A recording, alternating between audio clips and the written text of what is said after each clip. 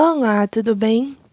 Aqui a gente tem a questão do IME, tem todas as informações e eu já estou com a resolução aqui embaixo.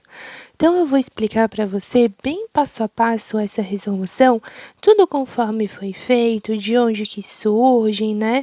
Todas essas relações para a gente entender bem certinho como que acontece essa questão.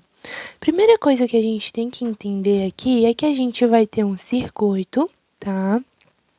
Esse circuito vai ter uma força eletromotriz, que é da bateria, vai ter uma resistência interna, que é da bateria, um fusível, os cabos, né? Vamos ter dois cabos, cada um deles vai ter 100 metros. E aqui a gente vai ter a carga que vai estar consumindo essa diferença de potencial. E aqui a gente tem um gráfico que diz o tempo de abertura do fusível. Como assim? O fusível, esse aqui, né? Ele é um dispositivo que, conforme a corrente elétrica vem aqui e passa por ele, se essa corrente elétrica tiver um valor muito alto, né? Então ele vai fechar. Vai abrir, né? Para abrir o circuito. Então, quanto maior for o valor dessa corrente elétrica, ou perceba que quanto maior, menor o tempo de abertura. Por quê? Porque aqui, ó, eu vou ter a seguinte lógica. Quanto maior a corrente que estiver passando por aqui, maior o perigo de eu gerar um incêndio, porque maior vai ser o meu efeito Joule. Então, ele entende que quanto maior for essa corrente, mais rápido ele tem que abrir para, né, conseguir proteger esse circuito e tudo mais. Então, conforme essa corrente vai aumentando, então o meu tempo de abertura vai diminuindo. O tempo que ele leva para abrir vai diminuindo. Por exemplo, se eu tivesse aqui a corrente de 150 amperes, ele levaria 25 milissegundos para abrir. Se eu tivesse uma outra corrente aqui, ele levaria esse tempo aqui para abrir. Desde o início do percurso da corrente, né? Ele vai levar esse tempo aqui indicado para que ele possa abrir e fazer com que o circuito pare de funcionar, tá bem? Então vamos lá. Ó, eu tenho aqui a minha fonte de tensão, que é a força eletromotriz, a minha resistência interna, os cabos que vão ter resistência de 1 ohm por quilômetro em condições normais, né? E aqui eu vou ter a minha carga, que ela vai consumir 10 quilowatts, 10.000 watts de potência, quando ela tiver com uma diferença de potencial de 100 volts, tá bem? Então, o que que a gente pode fazer aqui, né? Ele quer o tempo de abertura no fusível de 1,25 milissegundos e ele quer saber qual foi a energia dissipada nos cabos para que isso aconteça durante a ocorrência do curto-circuito, né? Curto-circuito é quando essa resistência passa a ter um valor um pouquinho diferente. Vamos ver isso na resolução. Primeira coisa, né? A gente tem que saber qual vai ser o valor da corrente que vai estar passando quando esse tempo aqui de abertura. Então, eu tenho aqui 1,25 e eu quero saber qual vai ser a corrente. Para isso, eu posso fazer uma semelhança de triângulos, né? Sempre que você tem um gráfico assim que é uma reta, perceba que você pode formar triângulos e você pode fazer a semelhança entre eles. Por exemplo, esse triângulo grandão aqui, ó, eu vou ter a minha altura de 25, que é onde está aqui o meu tempo. Por que que eu desconsidero isso aqui? Isso aqui vai demonstrar que o meu tempo, né, antes disso aqui não vai existir. Como assim? Para correntes menores que 150 amperes, esse fusível ele não vai abrir. Por isso que o gráfico vem aqui para cima, porque daí não vai ter nenhum tempo indicado para quando for esses pontos. Por quê? Esses pontos ali são os pontos aceitáveis de corrente, em que ele consegue funcionar normalmente. Ele vai começar a abrir a partir de 150. Então, com 150 amperes, vai demorar 25 milissegundos para abrir, tá bem? Então, o que que eu posso fazer aqui, ó? A minha base do meu triângulo é de 500, porque De 150 até 650 eu tenho 500 unidades, né? E aqui a minha altura é de 25. Eu quero saber qual vai ser o valor da minha corrente quando o meu tempo aqui for de 1,25. Então, eu quero saber qual vai ser aqui com a altura de 1,25, que vai ser o valor do meu tempo, né? Lá indicado no eixo Y. Eu quero saber qual vai ser o valor desse aqui. Perceba então que 25 dividido para 650 menos 150, que é o valor disso aqui tudo, que dá 500, né? Na semelhança de triângulos vai estar para 1,25, que é o valor da altura aqui com o tempo, sobre, né, 650 menos o valor dessa corrente aqui. Que o valor da corrente vai ser tudo isso aqui. Então, a gente faz o final menos o inicial para obter esse espacinho aqui que vai formar o triângulo. Então, ali a gente tem, ó, mostrado, né? 25 sobre 500 é igual a 1,25 dividido para 650 menos i. Multiplica cruzado, como em toda igualdade de fração. 500 vezes 1,25 é igual a 25 vezes 650 menos i. O que ele fez aqui? Ele já simplificou aqui, né, por 25. Então, aqui, se eu dividir por 25, fica 1. Se eu dividir aqui por 25, fica 20. Aí fica 1 vezes 650 menos i é igual a 20 vezes 1,25, que é o que está mostrado aqui. 20 vezes 1,25 dá 25. Passo a corrente para cá, né? Estava negativo, passa positivo. Aqui estava positivo, passa negativo, subtraindo. 650 menos 25 é igual a 625 ampere. E assim a gente descobre que naquele momento ali, ó, de tempo de abertura de 1,25 milissegundos, eu vou ter uma corrente de 625 ampere. Se eu sei o valor da corrente elétrica que vai passar, eu posso começar a descobrir o valor da força eletromotriz dessa bateria. E para isso, eu posso vir aqui e fazer, ó, sejam R igual a 0,1 ohm, a resistência de cada um desses cabos, né? Como a gente pode ver aqui na questão, né? Cada um desses cabos vai ter 0,1 ohms. Por quê? Porque ali no enunciado fala que é 1 ohm por quilômetro. Então, se é 1 ohm a cada 1000 metros, em 100 metros é 0,1 ohm, é uma regrinha de 3. Então, cada um desses cabos vai ter 0,1 ohm. E aí, a gente pode descobrir o valor da resistência dessa carga também, por essas informações aqui, ó, onde a gente sabe que a carga consome 10.000 watts e ela tem uma tensão de 100 volts. Então, eu posso ir lá e aplicar P igual a U ao quadrado sobre R. A resistência é igual a U ao quadrado dividido pela potência. Então, se a gente vem aqui, ó, fica U ao quadrado, que é 100 ao quadrado, dividido pela potência, que é 10.000.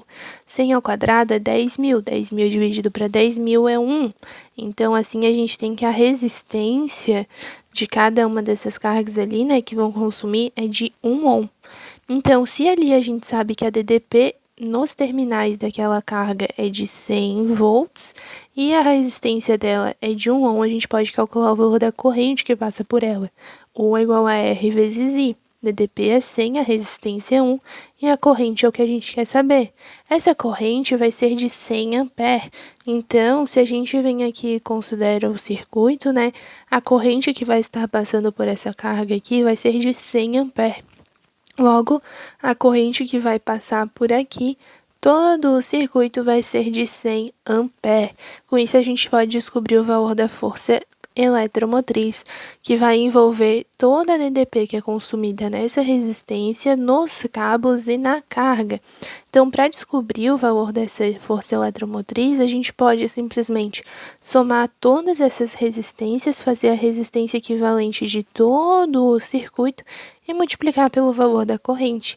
todo o circuito já incluindo a resistência interna da bateria, tá? Então, 0,05 da resistência interna, como são dois cabos em série, a gente soma, fica 0,2, mais 1, que é a resistência da carga. Isso aqui dá 0,05 mais 0,2, 0,25 mais 1, 1,25. 1,25 vezes 100 é igual a 125 volts. Daí, no curto-circuito, o que a gente tem? A gente tem ali que Y, né, que no caso é a força eletromotriz, é igual à resistência do circuito vezes a corrente de curto-circuito. O que acontece, né, que às vezes a gente não sabe, é que essa corrente de curto-circuito aqui vai ser a corrente mostrada no gráfico para quando o tempo de abertura é de 0 milissegundos, né? Então, esse daqui é o valor da corrente de curto-circuito. E então, eu venho aqui e aplico, ó, Y é igual a resistência do circuito vezes a corrente, que é aquela ali. O valor da resistência dos fios ali e da carga, quando for uma situação de curto-circuito, eles vão se alterar, tá bem? Quando a gente tem a situação de curto-circuito em um determinado circuito, claro, o valor da resistência dos fios que a gente tem ali, elas vão mudar. Por quê? Porque a DDP vai ficar constante, né, que vai ser fornecido lá pela bateria, mas a corrente vai aumentar muito. O valor da minha corrente vai aumentar, assim, muito, muito, muito, muito, muito, fazendo com que a minha resistência diminua, para que eu consiga ter ali a manutenção, né, dessa diferença de potencial fornecido pela bateria. Então, uma situação de curto-circuito é caracterizado por uma elevada corrente elétrica e uma baixa resistência elétrica do circuito. Então, né, algumas condições, assim, por exemplo, temperatura e a diferença de potencial ao que os cabos são submetidos, vai fazer com que eles alterem o valor da sua resistência elétrica. Então, a gente não pode substituir, nesse caso aqui, pelo 0,2, que seria aqui, né, no caso, o valor da resistência em condições normais, quando ele ainda estaria funcionando. Perceba que aqui, ó, eles nos dá, sabendo que o tempo de abertura do fusível foi de 1,25 milissegundos. Então, né, essa corrente aqui de curto-circuito que vai acontecer com o 625 ampere vai fazer com que o valor dessa resistência se altere. Então, nós temos várias possibilidades aqui de corrente de curto-circuito. Essa daqui seria a máxima corrente de curto-circuito possível, que é quando é só ela começar a percorrer, o fusível já desliga. E daí os outros valores aqui, eles também são correntes de curto-circuito. Por quê? Porque nesse gráfico específico, né, não é igual ao gráfico de um gerador, por exemplo, que eu tenho aqui o epsilon pela corrente. Eu tenho aqui o tempo de abertura do fusível. Em todos esses casos em que eu abri o fusível, eu já vou ter um curto-circuito, porque eu vou ter ali, né, essa questão aqui com o meu fusível abrindo e deixando o circuito sem funcionar.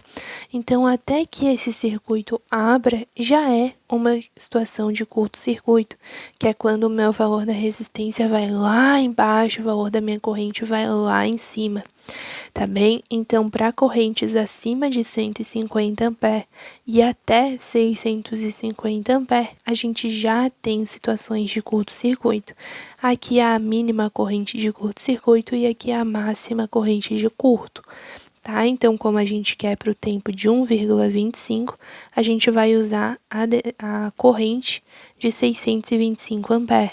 Perceba que aqui antes, ó, a gente usou a corrente de 100 ampere, que é a corrente que conseguia fazer funcionar normalmente, né, com a resistência normal, tudo certinho. Aí agora a gente vai usar a corrente de 625 ampere, que vai ser a corrente que vai fazer com que haja esse curto, né, com abertura em 1,25 milissegundos, que a gente descobriu lá em cima. Então, eu sei que U é igual a R vezes I, então o meu epsilon é igual a minha resistência total.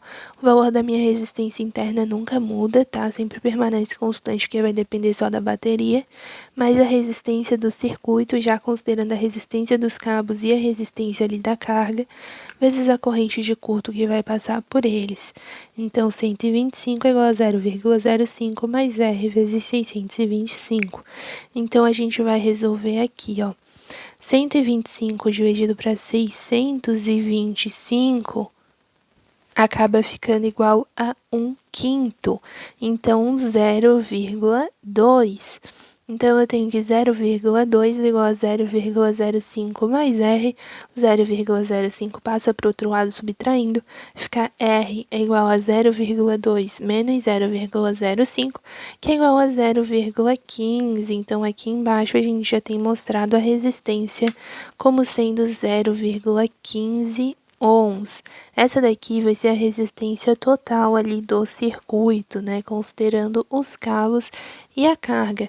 Mas como nós queremos a energia, né, dissipada, a alternativa que nos dê a energia dissipada em todo o circuito ali, a gente vai ter a resistência, a corrente, e daí a gente pode calcular a potência, né? P é igual a RI quadrado, e como a energia dissipada é a formulazinha do empate, né? Energia é igual a potência vezes o tempo, então fica R vezes I ao quadrado vezes a variação do tempo. Então fica 0,15 vezes 625 ao quadrado vezes 1,25 vezes 10 elevado na menos 3, porque o tempo 1,25 milissegundos, mili é 10 na menos 3. Aí quando você faz, né, essa multiplicação toda, fica 73 joules como a alternativa correta. Só para você entender um pouquinho, né, na situação de curto-circuito, a gente vai ter que a corrente elétrica ela vai ser consumida pelos próprios cabos, tá? E daí essa carga aqui acaba sendo considerada como um cabo também, tá bem? Por isso que a gente considera ali o 0,015 como sendo a resistência disso aqui tudo, né? Porque daí a gente já considera os cabos e também a carga, porque na situação de curto-circuito acaba tudo virando uma coisa só, tá bem?